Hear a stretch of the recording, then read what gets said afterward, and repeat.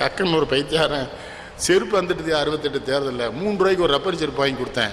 என்னை கையை பிடிச்சி கூட்டு போய் கடையிலே இந்த செருப்பை கொடுத்துட்டு 2 ரூபாய் கொடுத்துட்டாரு. ஐயா செருப்பு நான் சொன்னார், மந்திரியானது பிறகு தான் ஐயா செருப்பு போட்டேன்.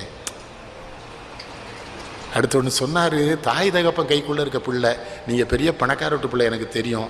இந்த 3 ரூபாய்க்கு அப்பா அம்மாட்ட என்ன கணக்கு சொல்லுவீங்க?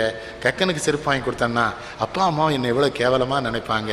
தியாகின்னு நினச்சேன் கக்கனை, சின்ன பையிட்ட போய் 3 ரூபாய்க்கு செருப்பு வாங்கியிருக்கான்னு நினைக்க மாட்டாங்களா?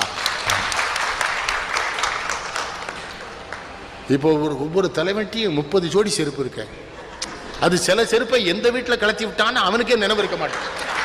கக்கன் ஒரு பைத்தியாரன் செருப்பு வந்துட்டு 68 தேர்தலில் 3 ரூபாய்க்கு ஒரு ரப்பர் செருப்பு வாங்கி கொடுத்தேன்.